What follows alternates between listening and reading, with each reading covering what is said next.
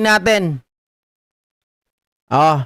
Grabe yung pambabara, mga kababayan, nitong si Rapi Tulfo dahil nga po nagpapakalat itong si Alan Peter Cayetano na dalawa daw po, mga kababayan, ang Senado. Yung isa po ay Senado ng Malacanang, subalit mga ka-GPnatics, sinabi naman nitong si Rapi Tulfo, yung sayo, Senado.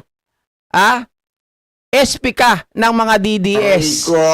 Kasi yung isa SP daw ng Malacanang, SP ng Senate of the Philippines, pero hindi pumayag dyan, mga ka-GP, itong si Rapi Tulfo. Ito po yung kanyang pahayag, mga kababayan.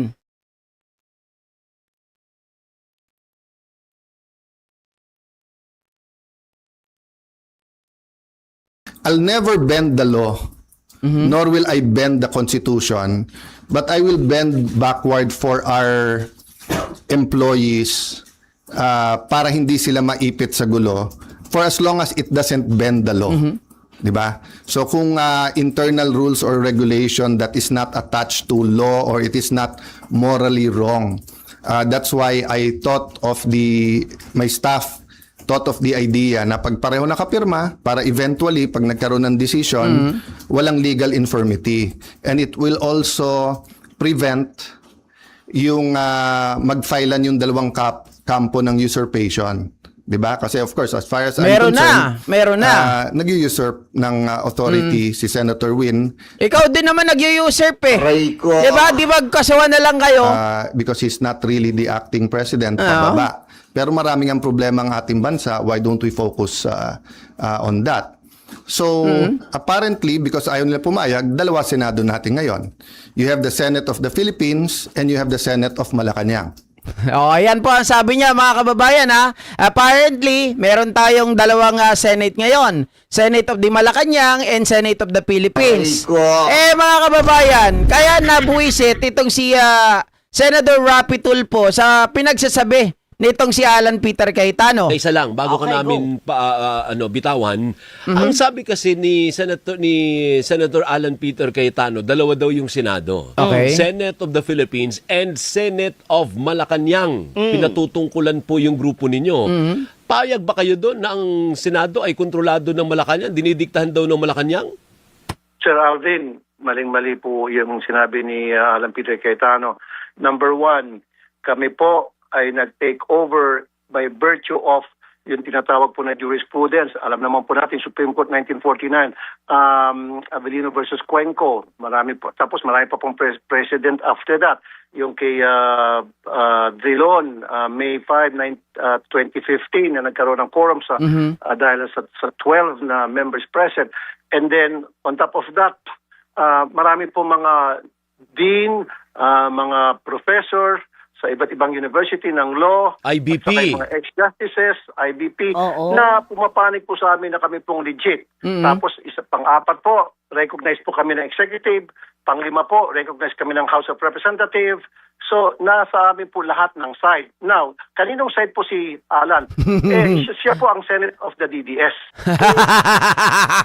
Burn! Sunog, mga kababayan!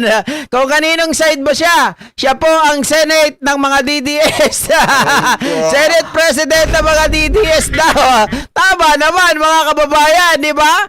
Alam naman natin ano ba talaga yung rason kung bakit pinipilit ni Alan Peter Cayetano na manatili, mga kababayan, despite the fact na umamin na siya nung nakaraan na they can change leadership, mga kababayan, under ng Senate President, but hindi sila pwede magtalaga ng Senate President with 12. Di ba sinabi niya ganon?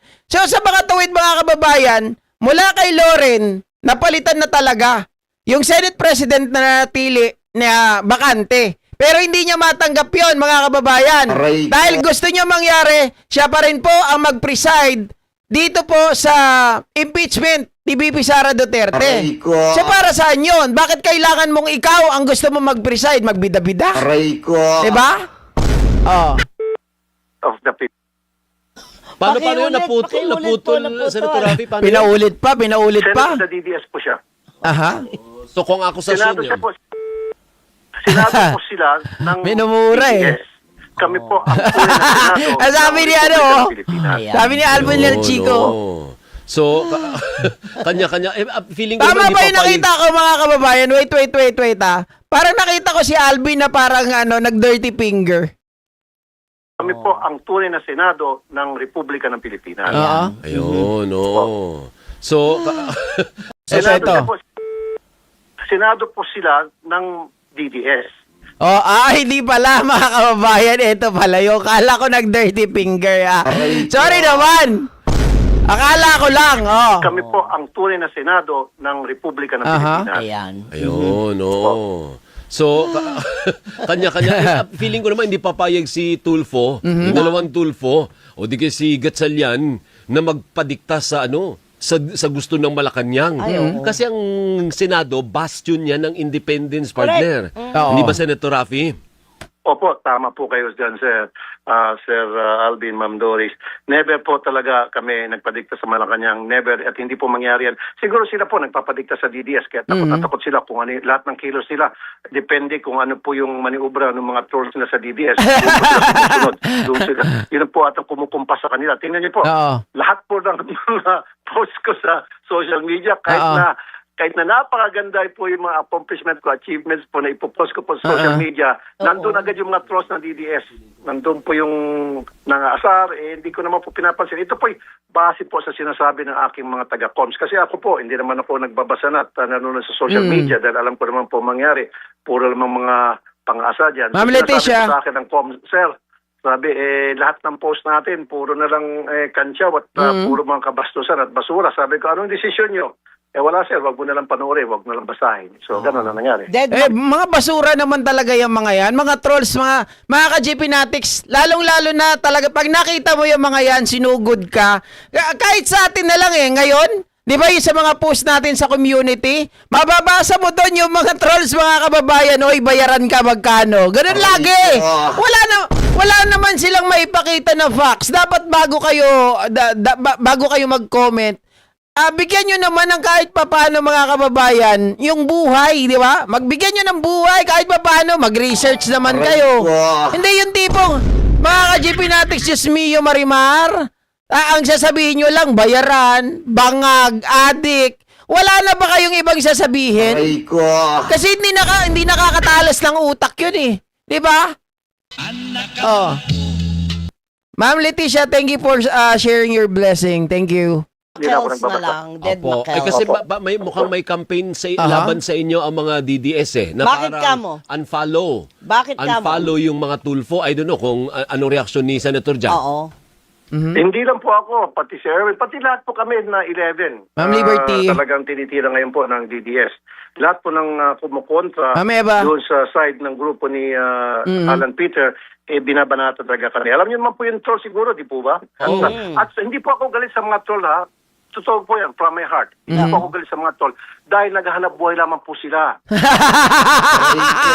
Hindi po ako galit sa mga trolls dahil naghahanap buhay lang po sila. Ibig mo bang sabihin yung mga trolls na to talagang kumukubra ng pera? Uy, pero pangit naman yun mga ka-JP. Yun ang trabaho mo, maging troll? Tapos kumikita ka? Yun ang ipapakain mo sa pamilya mo? Pangit yun. Alam niyo ba, mayroon akong isang kaklase nung high school. Parang ang tagal kong blinak yun. Sobrang tagal kasi matalino yun mga kababayan. Actually, nung elementary kami, medyo kalaban-kalaban ko yun.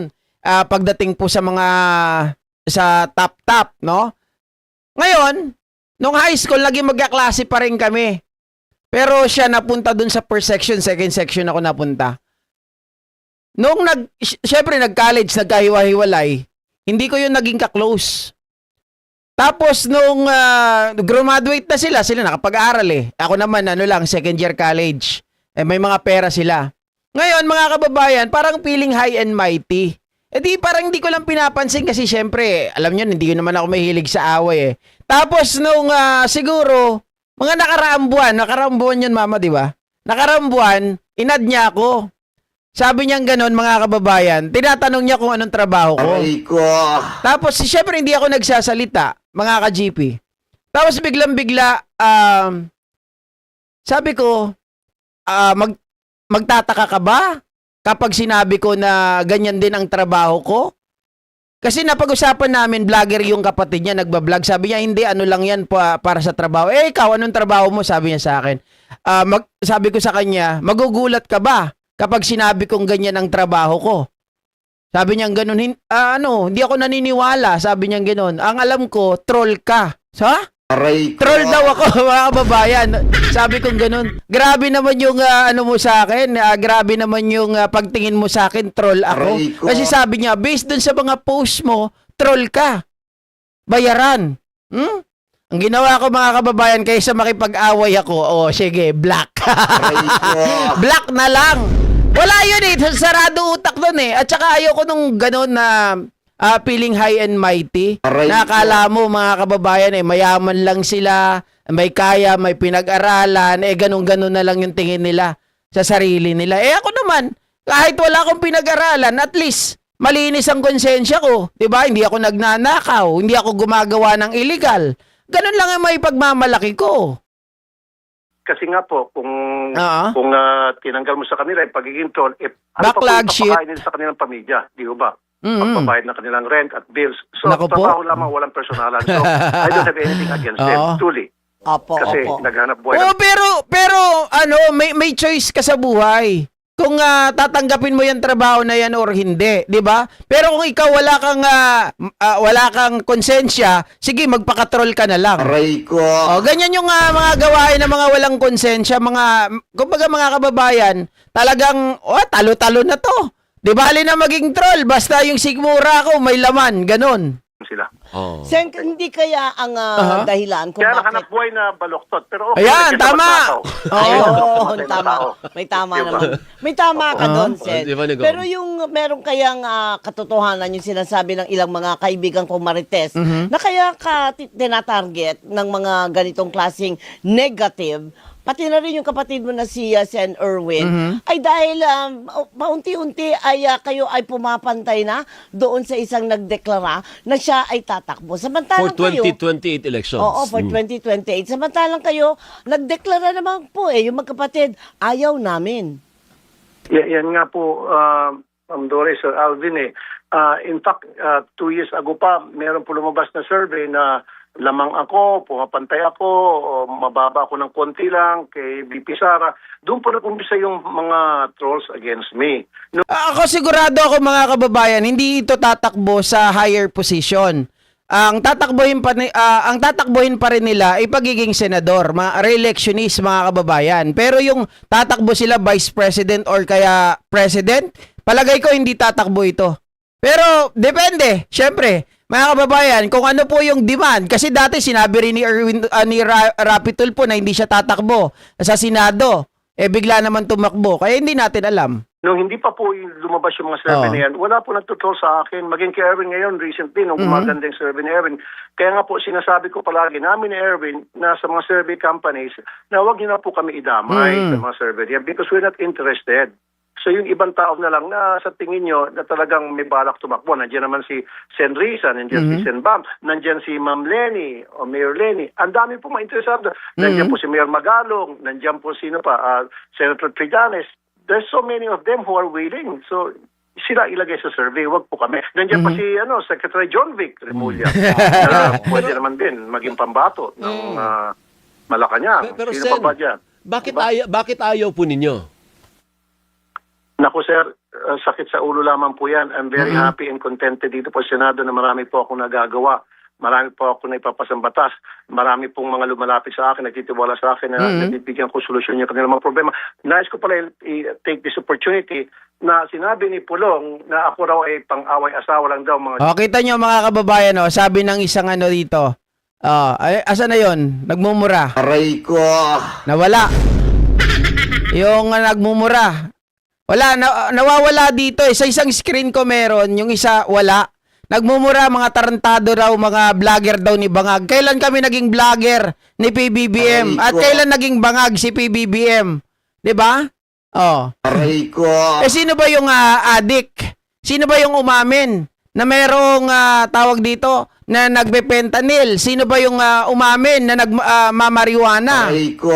Oh, ito pala yon si ano. Nawala nga. Ayun, si Ronnie Medina. Ayan, oh, sabi niya, "Naandyan nyo kayong mga alagad ni mga mangnanakaw, nag-anik, nag-lord, nginnaber, ang sumanib sa mga anin, pati mga maleta gang, na kayo bangag din." Ayop na yan, mga kababayan.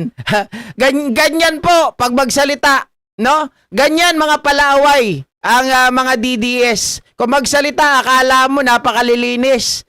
Yung tatay nyo nga yung umamin yung tatay nyong karton, umamin, nagbe-fentanyl, nagmamarijuana, tapos kami ang sasabihan yung bangag. Aray ko.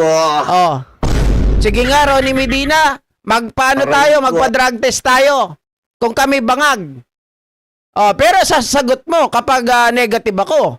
'Di ba? Sagot mo at babayaran mo pa ako kahit 100,000 lang. Oh, payag ka? ginagawa kong pagsusolve ng problema. Para sa impormasyon ni Pulong at ng mga taga Davao, marami na po ako manasolve ng mga problema sa Davao na imbis na lumapit po sa kanila, pupunta po all the way from Davao, bumibiyahe po sa RTIA Action Center dito po sa Mandaluyong. At nabibigyan po kasi, ng no? solusyon. At kung titingnan po ni Pulong at lahat ng mga nagsasabing pang-asawa lang ang susolve ko ng problema, may resibo po yan sa YouTube by the thousands and hundreds of thousands every day, iba't ibang klaseng problema. Particular po sa labor. Ang dami ko na po na problema sa labor. By the hundreds po punta po dyan, nasusolve ko po after a day or two na ibibigay po sa kanila mga sweldo. Yung mga community problem na 10, 15 years na hindi na susolve yung kanilang kalsada, yung may mga problema dyan sa mga basura, nasusolve ko po. Opo. Meron pa kuminsan dyan yung mga barko na na-stuck na sa isang lawa na nagkakaroon ng polusyon, kung sino-sino nilapitan ng mga tao doon sa komunidad, hindi po nasusolve ng ating gobyerno. Nung ako po nilapitan, in less than a week, nasolve ko po. Ganun po tayo umaksyon. Hindi nyo ba napapansin, mga ka-GP, na ang binabanatan ng mga DDS, yung mga hindi nila kayang hawakan sa leeg? Okay, anong example natin? Etong si Congressman Alvarez, di ba? Nung humiling sila, mga kababayan, nag-request sila na i-endorso yung impeachment laban kay BBM. 'Di ba? Etong si mga tulpo, binabanatan nila Pulong Duterte, mga kababayan, na pang mag-asawa lang daw ang nasusolve nilang issue. Actually, ako dati, galit ako dito kay Rafi. Kasi namimili talaga siya ng mga sinusolve, kailangan viral. 'Di ba? Pero at the end of the day, makikita ko na oo, mayroong mga pagkakataon talaga na hindi po talaga na pagbibigyan. Ganun naman talaga eh. Di ba? Tanggapin natin. Hindi lahat talaga na-accommodate. Pero mga ka-GPnatics, going back dun sa point natin, talagang babanatan ka kapag nakita nila na hindi ka kumakampi sa kanila. Babanatan ka kapag alam nila na hindi ka nila kayang hawakan. Babanatan ka kapag alam nila na threat ka sa kanila. 'Di ba? Ganun lang. Kaya nga po, the information of Pulong, ang dami ko pong nasolve, Pulong. Pumunta ka na lang doon sa action center ko, makita mo hundreds and hundreds everyday nagtitiwala sa akin. Sa iyo, meron ba? And everyday, tingnan mo po sa YouTube channel ko, makikita mo dyan, may resibo ako na nasusolve ko, hindi lamang po away asawa, kundi problema po ng lahat from all walks of life. Maging po yung mga tinatawag na elitista, pumupunta po sa akin na hindi nila masolve. Sabi niya, bangag daw ako, mga kababayan. Aray ko. Sige, sabi mo yan eh. Nasa utak mo lang naman yan. 'Di ba? Pero ang payo ko sa iyo, Brad, puntahan mo. Tingnan mo yung mga vloggers ninyo kung anong mga itsura. Aray ko. Tingnan mo kung sino ang mas matinong itsura. Yung itsura ko na sinasabi mo bangag, o yung mga vlogger ninyo doon, mga kababayan, na tingnan mo yung mga panga nakaganon na. 'Di ba? Tapos yung mga pisngi nakaganon. Ganon, di ba? Aray ko. Tapos yung mga balat, mga kababayan, makikita mo, talagang tuyot na tuyot. Di ba? Sige, kumpara mo. Baka naman bulag ka, baka mas malala ka pa sa akin. Di ba? Pagkumpara mo na lang, yung itsura na tinatawag mong bangag, doon sa itsura, mga kababayan, wag na lang sa akin. Sinasabi mo, bangag si PBBM. Nakita mo na ba si Baste? Nung umamin? Nang sila ay gumagamit ni Elena Darna? Aray ko. Nakita mo ba yung itsura niya ngayon? Nakita mo ba yung itsura ni Digong nung gumagamit? Nung sinasabi niya nagpe-fentanyl at gumagamit ng marijuana for him to stay awake? Aray ko. Oh. Bugok. From up to bottom, lumalapit po sa atin yan at nabibigyan po solusyon at hindi naman po ako nagsasalita dahil gusto ko lang magsalita. Yan po yung resibo. Yan po ay nasa YouTube channel ko po. Kaya tama, inabot tama. tayo ng ganito kataas na subscription na 30 million because natitiwala sila sa atin. Yun na po correct. yun. Ano yan, may mic? Ay, Oo, pahabol oo. na lang, Sen. So, Yes, ma'am. ano ang pwedeng magpapalit ng isipan mo para tumakbo? Wala po talaga. Mhm. Wala po talaga. Mm. Happy na po ako sa pagiging senador. Maganda po yung nagagawa ng aking tanggapan sa Senado. Marami po tayo nagagawang trabaho. Bakit pa po ako pupunta sa much higher office na yan po sakit sa ulo lamang at tayo po ay agad tatanda. Sabi ko nga po at ng wife ko, halos lahat ng presidente pag-retire nila, it's either sila po ay nagkakasakit o nakukulong Mhm. at kung ano pang problema dumarating sa kanila, wag na lang. Ako po, mag-re-electionist na ako. After that isang term, mag-retire na po ako. Malakas-lakas pa po ako, mayawa ng Panginoon. Makapag-travel pa po tayo at makapaggawa ng mga trabaho sa farm. Oh, so maliwanag sa kanya, magre-re-electionist muna siya mga kababayan tapos magre-retire. Oh. 'Di ba? So hindi po siya tatakbo. Ayon sa kanya, sana nga totoo na hindi na tumakbo sa higher position pa etong si Rapi Tulfo at yung kanyang kapatid. Ako sa kanila naniniwala ako mga kababayan, mas maganda na nasa Senado sila. Lalong-lalo na kung sila po ay hindi magiging tuta ng mga DDS, okay na okay ako doon, Aray 'di ba? ko. At isa pa mga kababayan, pag-usapan na rin po natin. Actually wala akong